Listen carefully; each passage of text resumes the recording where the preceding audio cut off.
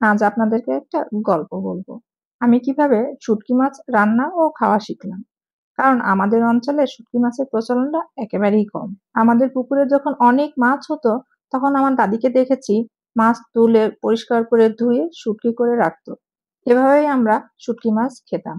এখন আমাদের অঞ্চলেও শুটকি মাছ পাওয়া যায়, কিন্তু সবাই খেতে জানে না। সবাই বলে অনেক গন্ধ লাগে, যার কারণে শুটকি মাছ অনেকেই পছন্দ করে না।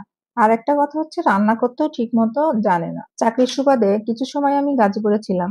আমার বাসায় হেল্পিং হ্যান্ড ছিল।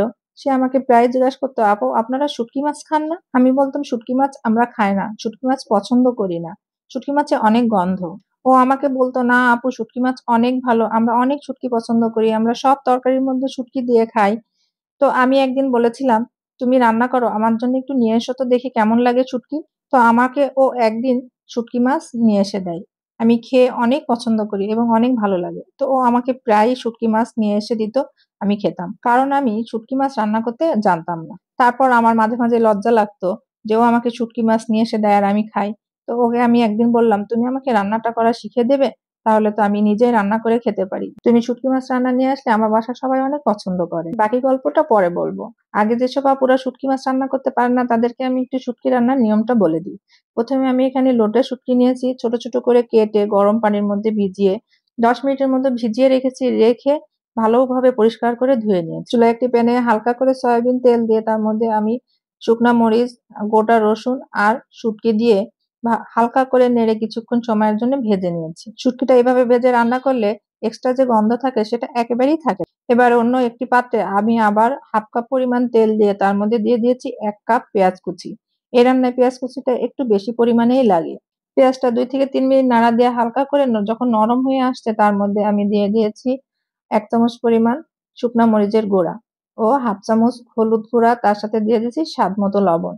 লবণ দিয়ে হালকা হাতে কিছুক্ষণ নেড়ে তার মধ্যে আমি দিয়ে দিয়েছি হাফ কাপ পরিমাণ পানি, যেন শুকনা মরিচ ও হলুদটা পুড়ে না যায়। তার মধ্যে দিয়ে দিয়েছে 1 চামচ পরিমাণ আদা বাটা, 1 চামচ পরিমাণ রসুন বাটা, 1 চামচ জিরা বাটা। দিয়ে আমি কিছুক্ষণ সময়ের জন্য মশলাটা ভালোভাবে কষিয়ে নিয়েছি। মশলা থেকে যখন তেল ছেড়ে এসছে, তার মধ্যে আমি দিয়ে দিয়েছি সেই আগে থেকে ভেজে রাখা শুটকি মাছগুলো। শুটকি মাছগুলো দিয়ে আবারও আমি কিছু সময়ের জন্য কষিয়ে নিয়েছি। একদিন ওকে আমি 100টা টাকা দিয়ে বলি, তুমি একটু লোটে শুটকি কিনে নিয়ে এসো তো, দেখি আমি রান্না করতে পারি কিনা। শুটকি মাছ নিয়ে এসে ও আমাকে রান্না করা শিখিয়ে দেয়। আমি রান্না করলে বাসার সবাই অনেক পছন্দ করতো।